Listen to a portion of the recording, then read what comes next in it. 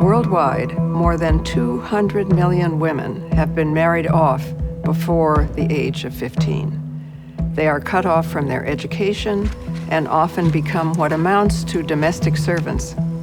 It's an ingrained practice that is keeping sub-Saharan Africa mired in generational poverty. We traveled to Zambia to learn how the life of one young girl in a remote village can shackle the future of an entire nation.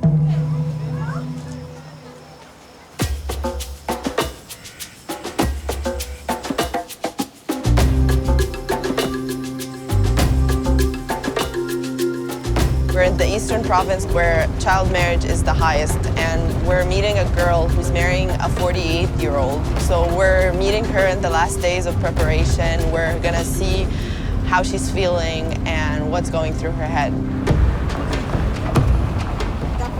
The practice of child marriage has been going on for centuries.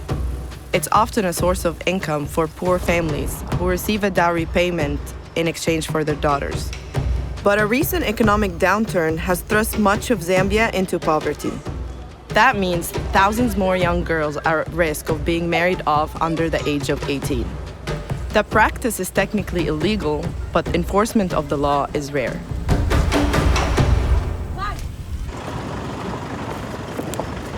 We've been going down this road for a very long time right now, and it's very narrow, very rough, and it's in the middle of nowhere. After 8 hours of driving from the capital city of Lusaka, we finally arrived in the Patauke district where the Insenga people have been marrying off young girls for generations.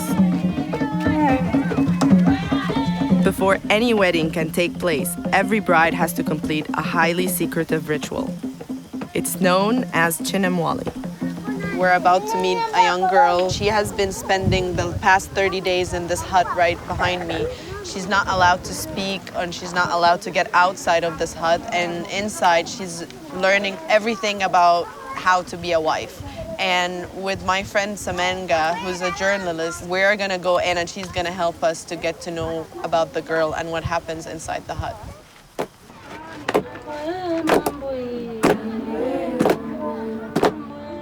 This is Diles. Her mother has accepted one cow from the groom in exchange for her daughter. Diles is 14 years old.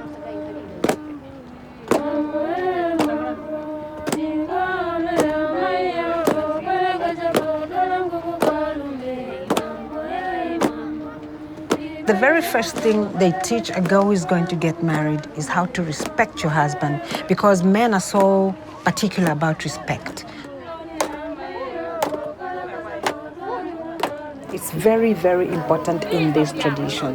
That's why they would never, ever allow a girl to enter marriage or to be taken to a husband before she passes through this process. The women who conduct the ritual are known as the Elengizi. Ngati nakula chisungu aningesa mnyumba naenda kuchikwati. Nakala kuchikwati romba nyamba kulangiza bana bazukula ndo baja mimi naenda kuchikwati. Niliko sana nipishe niliko. Kuku tunati nkuku. Mwambo wa nkuku tuti tikaona mai yaba okole kwesa kukola nkuku kwaru. Kuku ya kuchitateti pa bedi. Ndiye mwambo ku.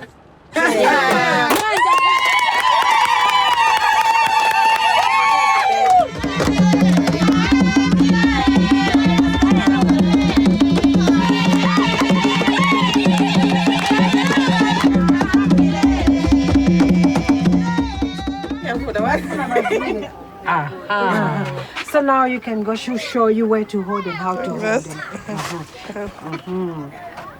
That's how you hold a man. Like it or not, I got a lesson of my own. And then start doing your waist like that. Just there. Okay. You lock your, This feels so weird. This feels so weird. She's, yeah.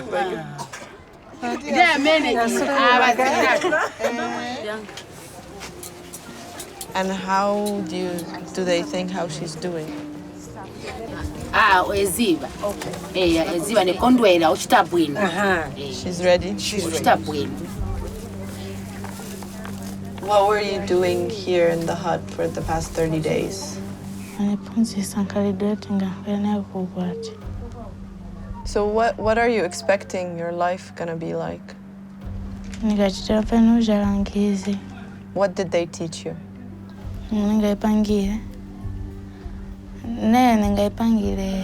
Manga halume akanuja vindu unenozomera anuja jintu unenozomera vakupeti va kutaka kuita kuta fasti kupuse vinyana chakurya nokuvachitira vonse halume kutazive.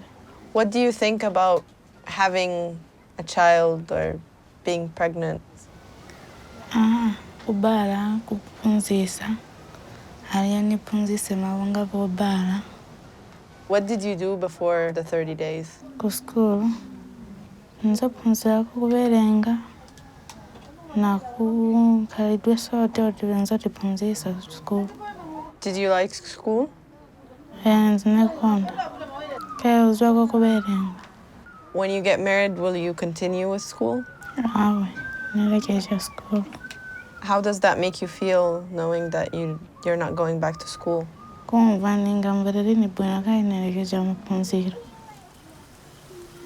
This kind of got me very emotional. She's not very much taught about how to make herself happy. She's just only taught about how to make her husband happy and how to please her husband sexually, and that's the most important thing. But in fact, as a result of this marriage, Dailes will face a whole array of much greater hazards.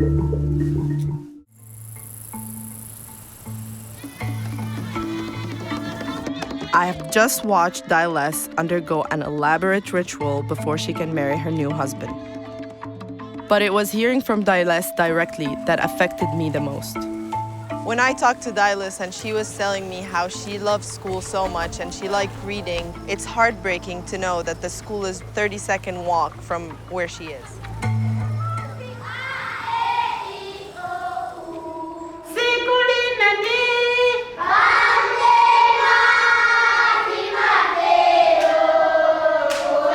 What happens in Zambia in 7th grade is that a lot of girls, due to early marriage, drop out to go get married. And now in this instant, in this class, there are 4 girls to 12 boys. Would they rather stay in school or get married? They all would rather remain in school than get married. Chifukwa uona linsogolo ya bwino umankhala usaziwa kuverenga usaziwa kantu kalikonse. Losing out on her education is one thing, but Dailes faces a more immediate threat. Statistically, she will most likely become pregnant soon.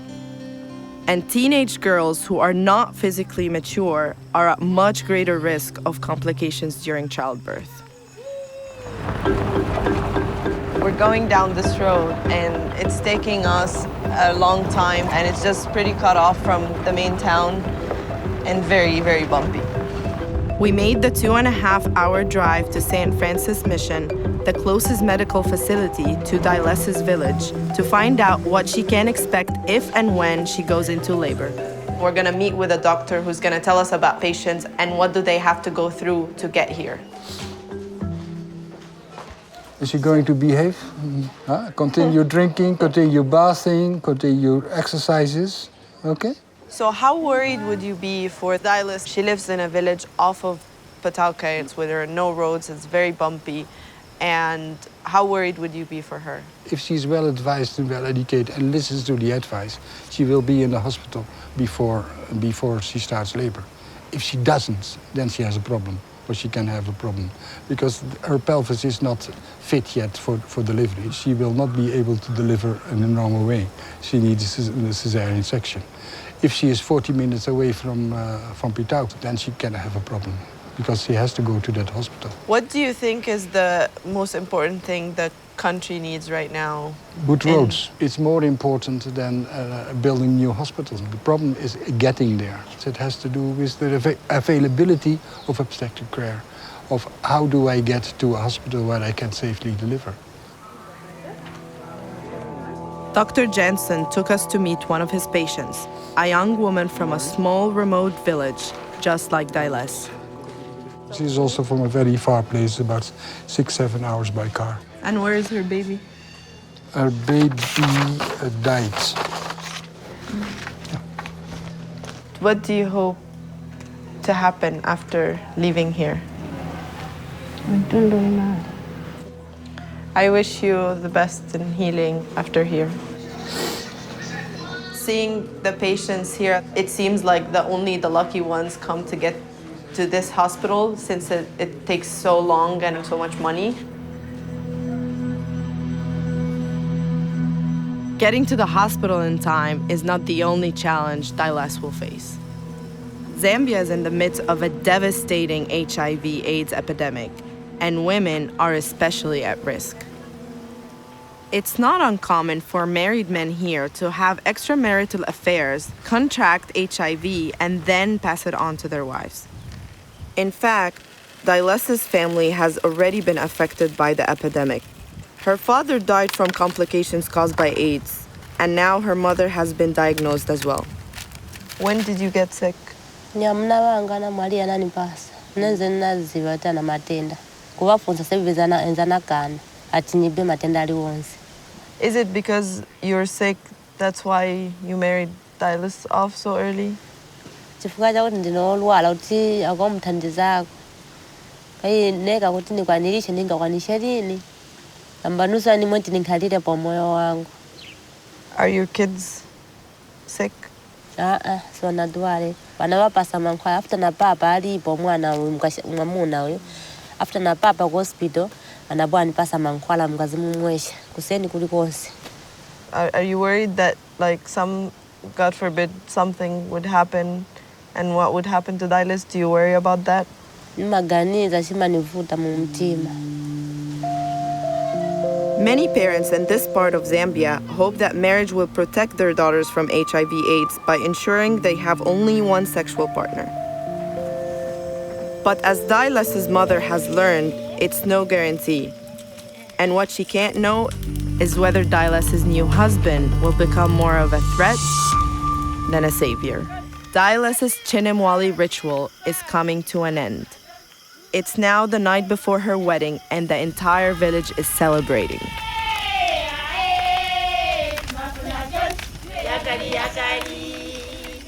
The bride is still inside the hut. She's not allowed to come outside, and everybody from the village, women and men, are gathering. They are singing. It's just all these festivities, and over on the other side, they're cooking food, chicken and bread, and we're gonna have this amazing feast where everybody's gonna enjoy except the bride. The bride will just have her food brought inside the hut for her.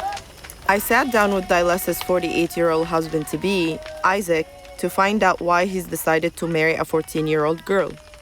The first thing I learned was that he's already married to someone else. In many of these small villages, male polygamy is an accepted practice. How long have you been married? 25 years. So why are you getting married again? Tianofuna okwatirira soti. One, nthawi zinangu nzapezeka kuti wakazi wanga maybe badwala.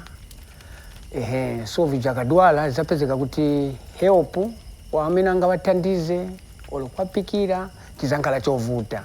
So tell me about Dailes. How did you meet her, or how did you see her?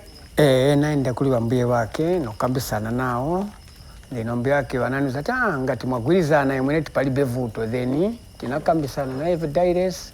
Then naye sana kapite mwinangu na vomera You know that it's illegal in Zambia to marry someone younger than 16 years old. So why couldn't you just marry someone who is at least 2 years older than Dailes?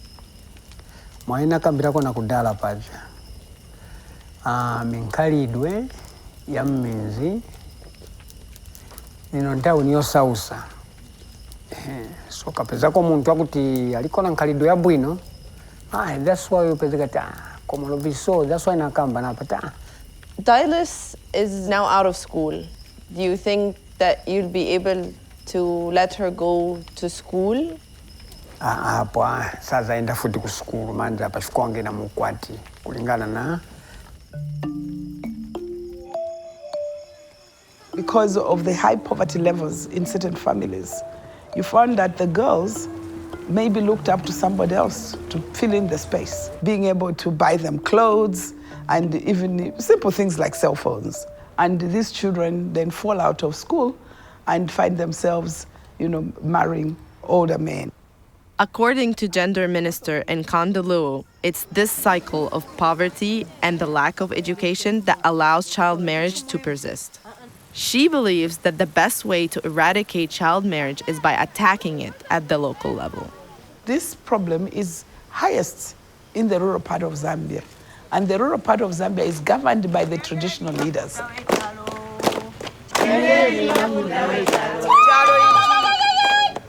Traditional leaders are campaigning, speaking to the people in their chiefdoms, using different methods, popular theater, and so on, to tell parents not to marry off their children.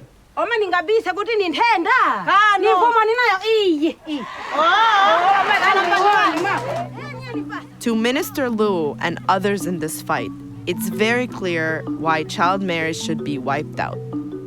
We are the people who make nations.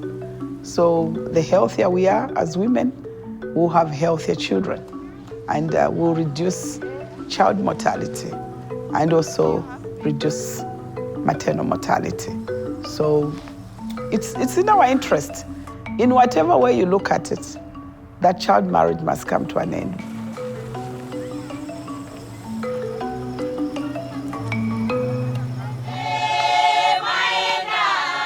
There is one group of women who have taken matters into their own hands, working at the village level to educate men and women alike. We just got to Mosolo and we're getting an amazing welcoming from these beautiful women. They're saying, we are moving forward, we're never going back, and this is for Women for Change going forward.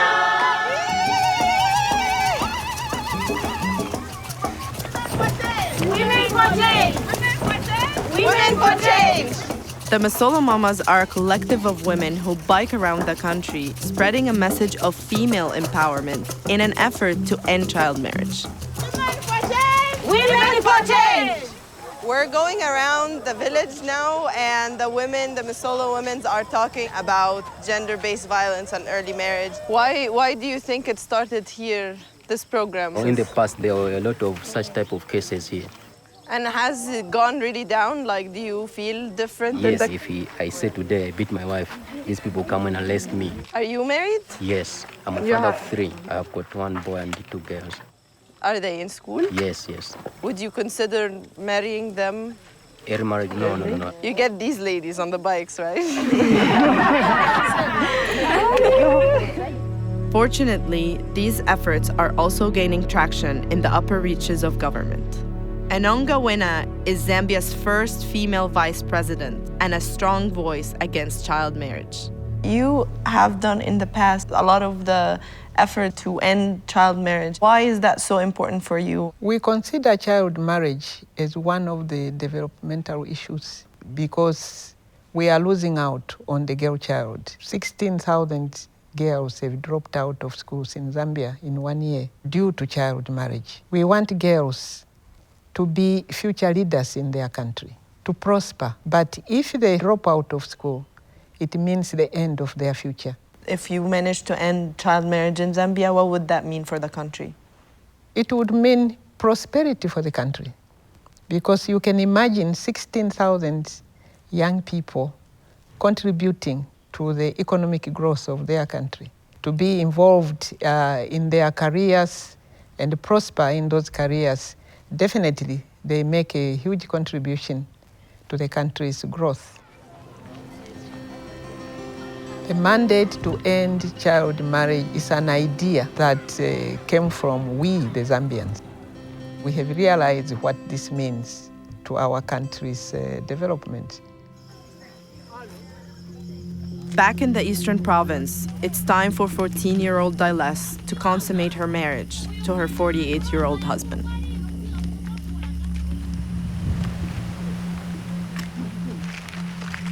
It's very dark, and it's late at night, and there's almost no ceremony.